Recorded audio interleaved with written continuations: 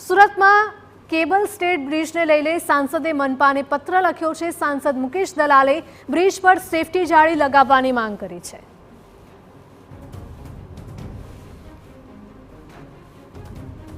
વડોદરામાં ગંભીરા બ્રિજ દુર્ઘટનાના ઘાયલે આપવીતી જણાવી છે।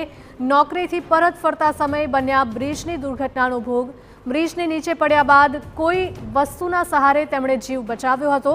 સ્થાનિકોએ દોડી આવી હોસ્પિટલમાં સારવાર માટે ખસેડ્યા હતા।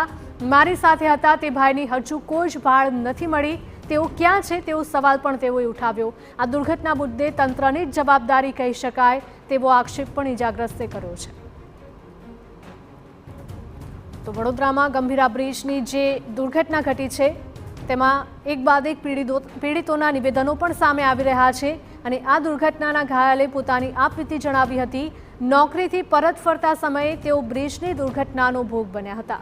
બ્રિજથી નીચે પડ્યા બાદ કોઈ વસ્તુના સહારે તેમણે હેમખેમ પોતાનો જીવ બચાવ્યો હતો। ગંભીરા બ્રિજની જે દુર્ઘટના બની તેની અંદર 15 લોકોના મૃત્યુ થયા છે તો 5થી વધુ લોકો ઘાયલ પણ થયા છે। ઇજાગ્રસ્ત થયેલા તમામ લોકોને વડોદરાની SSG હોસ્પિટલમાં ખસેડવામાં આવ્યા હતા। તેમાંથી પોતાનો જીવ બચાવી લેનાર નરેન્દ્રભાઈને પણ અહીં આગળ દાખલ કરવામાં આવે છે। નરેન્દ્રભાઈ સાથે સીધી વાતચીત કરીશું કે ભાઈ જે વખતે ઘટના બની શું પરિસ્થિતિ હતી ત્યાંની?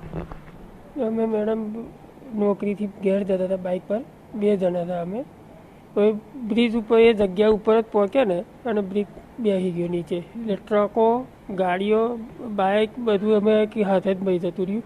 એટલે અમે હવામાં તો એકદમ ભણ ભૂલી ગયા, પણ પાણી ગયા પછી અમે એવું અહેસાસ થયો કે ભાઈ કંઈક બન્યું છે એવું। પછી 10-15 મિનિટ તો પાણીમાં જ રહ્યા, બહાર નીકળવાનો કોઈ ચાન્સ નહોતો। પછી ટ્રકમાંથી જે ગુણીઓ ગમે કોઈ બી વસ્તુની બહાર આવી હતી ને તરતી એ મારા હાથમાં આવી ગઈ, એ મેં પકડી લીધી। એના સહારે હું અડધી નદી પાર કરી ગયો। ફરી પાછું એ છૂટી ગઈ એટલે ફરી પાછું પાણીમાં જતો રહ્યો। ફરી 5-1 મિનિટ પછી બહાર નીકળ્યો પાણીમાંથી, ફરી એક ગુણી આવી છે મારા હાથમાં। એવી રીતે હું બહાર નીકળી ગયો। નદીમાં સૌથી પહેલો બહાર નીકળનારો હું હતો। કેટલો સમય લાગ્યો તો આ પાણીમાંથી બહાર નીકળતા? એ વખતની પરિસ્થિતિ કયા પ્રકારની હતી? અને લોકો અંદર જે ટ્રકને પકડીને બહાર નીકળી ગયા હતા એ બધા ચિલ્લાતા હતા।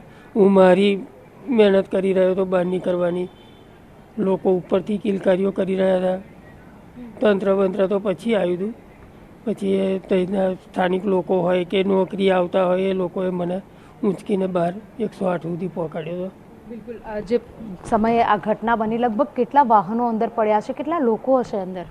લગભગ 10થી 12 સાધન પડ્યા છે અંદર। એવી ગણતરી છે એથી વધારે હોય, પણ એમ કે એટલા તો ખરા જ। અચ્છા, જ્યારે બ્રિજ પડ્યો ત્યારે અવાજ કયા પ્રકારનો હતો અને કેટલા ગભરાઈ કેટલા ગયા હતા?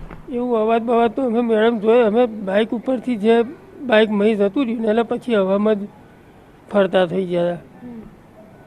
એટલે અવાજ બવાજ તો અમને કયો ખ્યાલ જ નહીં આવ્યો। બિલકુલ। કોની બેદરકારી માની રહ્યા છો? આજે દુર્ઘટના બની એની અંદર 15 લોકોનો જીવ ગુમાવ્યો છે 15 લોકોએ, ત્યારે 5થી વધારે લોકો તમારી જેમ ઇજાગ્રસ્ત પણ થયા છે। કોની જવાબદારી? તંત્રની જવાબદારી છે મેડમ, તંત્ર કંઈ કરતું નહીં એટલે પછી। આપની સાથે બાઇક પર હજુ પણ કોઈ એક વ્યક્તિ હતો એવું આપ કહી રહ્યા છો? કોણ હતું એ? ભૂપેન્દ્રભાઈ કરીને હતો મારી હાથે, એ બીજી કંપનીમાં નોકરી જાય છે મારાથી આગળ। અમે 2 હાથે જઈએ છીએ બાઇક ઉપર અને હાથે જઈએ। એ ભાઈનો કોઈ પત્તો જ નહીં હજુ। અચ્છા, આપ કઈ જગ્યાએથી પરત જઈ રહ્યા હતા? શેના માટે નીકળ્યા હતા આપ? નોકરી માટે નીકળ્યા, નોકરી કરીને પાછા ઘરે જતા હતા। બિલકુલ। તો જે પ્રકારે ઘટના બની, નોકરી પરથી પરત પોતાના ઘરે જઈ રહ્યા હોય, બોરસદ તાલુકાના એક ગામના આ વતની છે કે જો પોતાના પરિવારનું ભરણ પોષણ કરવા માટે નોકરીએ ગયા હતા, નોકરી પૂરી કરી અને પરત ઘરે ફરી રહ્યા હતા તે સમય દરમિયાન જ્યારે આ બ્રિજનો સ્લેબ પડ્યો તેની અંદર તેઓનું બાઇક પણ ખાબક્યું હતું, જેના કારણે તેઓ પણ ગંભીર રીતે ઇજાગ્રસ્ત થયા છે। ઉલ્લેખનીય છે કે તંત્ર દ્વારા જે રીતે બેદરકારી દાખવવામાં આવી તેને લઈને અનેક લોકો આ જે દુર્ઘટના છે તેનો ભોગ બન્યા છે। ત્યારે હજુ એક જે ઇજાગ્રસ્ત છે તેમની તેમની પરિસ્થિતિ બતાવવાનો પ્રયત્ન કરીશું કે આ જે વ્યક્તિ છે તેઓનું પણ ઓપરેશન કરવું પડે તે પ્રકારની સ્થિતિ ઊભી થઈ હતી અને હાલ જ તેઓનું ઓપરેશન પૂર્ણ કરવામાં આવ્યું છે અને તેઓના પરિવારના લોકો પણ અહીંયા આગળ હાજર છે.